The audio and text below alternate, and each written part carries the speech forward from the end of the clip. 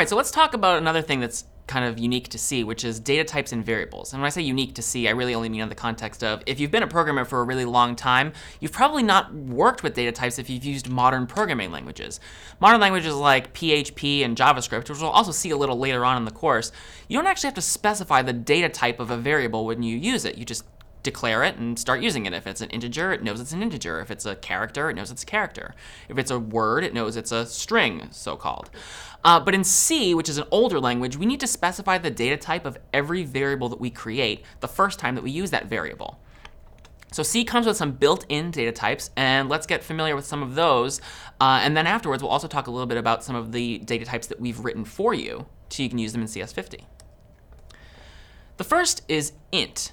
The int data type is used for variables that will store integer values, so 1, 2, 3, negative 1, 2, 3, and so on. Integers, which is something you should keep in mind for the quiz, always take up 4 bytes of memory, which is 32 bits. There are 8 bits in a byte.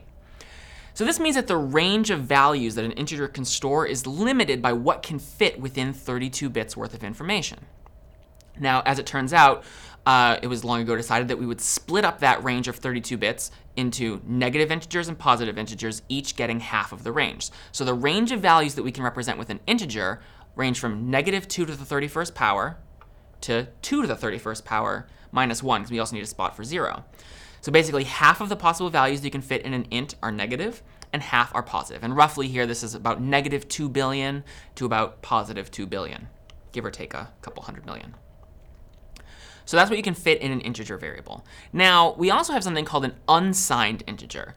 Now, unsigned ints are not a separate type of variable. Rather, unsigned is what's called a qualifier. It modifies the data type of integer slightly. And in this case, what unsigned means, and you can also use unsigned other data types, the integer is not the only one. What it effectively does is doubles the positive range of values that an integer can take on at the expense of no longer allowing you to take on negative values. So if you have numbers that you know will get higher than 2 billion, but less than 4 billion, for example, which is 2 to the 32nd power, you might want to use an unsigned int if you know your value will never be negative. You'll occasionally have use for unsigned variables in CS50, which is why I mention it here. But again, the range of values that you can represent with an unsigned integer, as opposed to a regular integer, are 0 to 2 to the 32nd power minus 1, or approximately 0 to 4 billion. So you've effectively doubled the positive range that you can fit, but you've given up all of the negative values. Now, as an aside, unsigned is not the only qualifier that we might see for variable data types. There are also things called short and long and const. Const we'll see a little bit later in the course. Short and long we probably won't. But just know that there are other qualifiers. Unsigned isn't the only one, but it's the only one we're going to talk about right now. So, all right, so we've covered integers. What's next? Chars. So chars are used for variables that will store single characters. Char is short for character, and sometimes you might hear people pronounce it as car. So characters always take up 1 byte of memory, which is just 8 bits. So this means that they can only fit values in the range of negative 2 to the 7th power, or negative 128, to 2 to the 7th power minus 1, or 127. Thanks to ASCII, it was long ago decided a way to map those positive numbers from 0 to 127 to various characters that all exist on our keyboard. So as we'll see later on in the course, and you'll probably come to memorize at some point, capital A, for example, the character capital A, maps to the number 65. And the reason for that is because that's it's been assigned by the ASCII standard. Lowercase a is 97. The character 0, for the actual, when you actually type the character and not representing the number 0, is 48. You'll learn a couple of these as you go, and you'll certainly come to need them a little bit later in CS50. The next major data type is floating point numbers. So floating point numbers are also known as real numbers. They are basically numbers that have a decimal point in them. Floating point values, like integers, also can hold up to are also contained within 4 bytes of memory. Now, there's no chart here, there's no number line, because describing the range of a float isn't exactly clear or intuitive.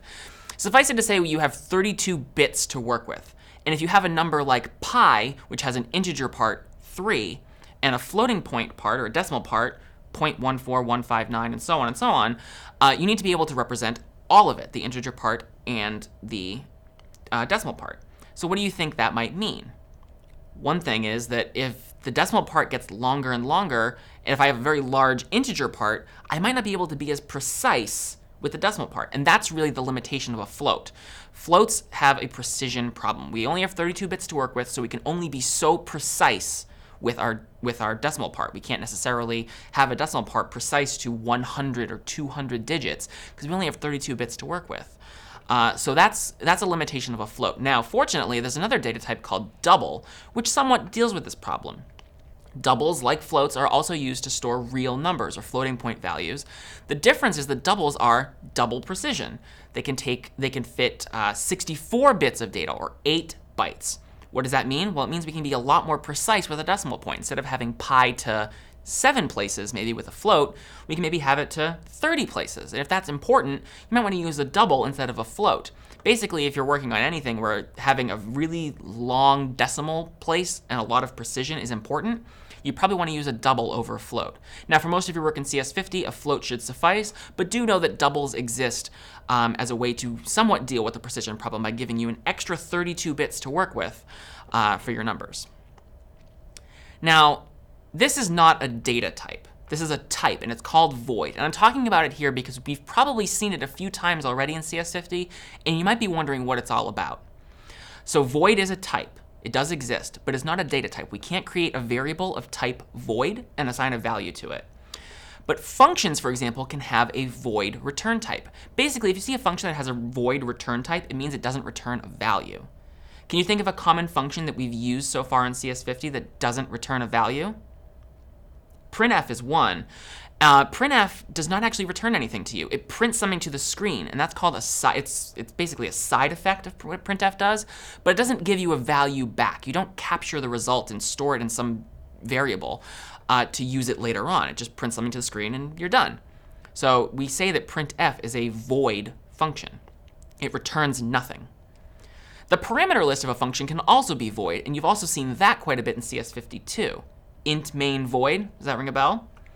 Basically what that means is that main doesn't take any parameters. There's no arguments that get passed into main.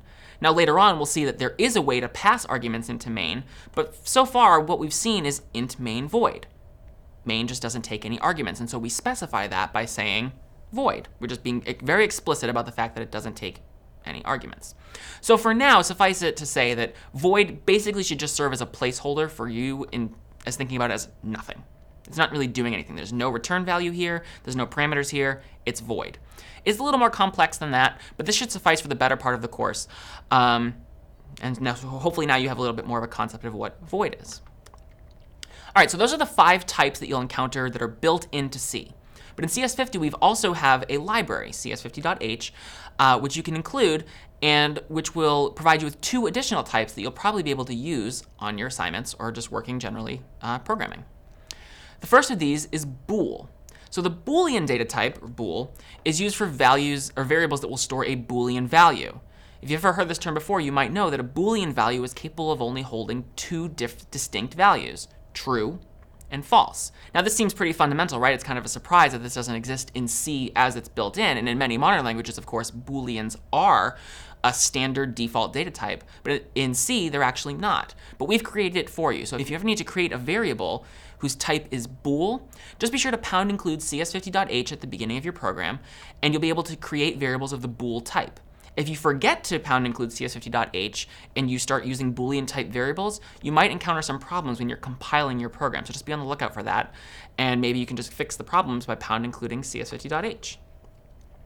The other major data type that we provide for you in the CS50 library is string. So what is a string? Strings are really just words. They're collections of characters. They're words, they're sentences, they're paragraphs. It might be whole books even. Very short to very long series of characters. If you need to use strings, for example, to store a word, just be sure to pound include cs50.h at the beginning of your program so you can use the string type, and then you can create variables whose data type is string. Now later on in the course, we'll also see that that's not the entire story either. We'll encounter things called structures, which allow you to group maybe an integer and a string into one unit. and we can use that for some purpose, which might come in handy later on in the course. And we'll also learn about defined types, which allow you to create your own data types. We don't need to worry about that for now, but just know that that's something on the horizon, that there's a lot more to this whole type thing that I'm telling you just now.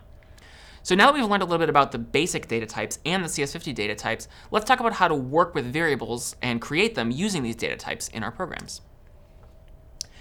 If you want to create a variable, all you need to do is two things. First, you need to give it a type. The second thing you need to do is give it a name. Once you've done that and slapped a semicolon at the end of that line, you've created a variable. So here's two examples. Int number, semicolon, char letter, semicolon. What have I done here? I've created two variables. The first, the variable's name is number, and number is capable of holding integer type values because its type is int. Letter is another variable that can hold characters because its data type is char. Pretty straightforward, right?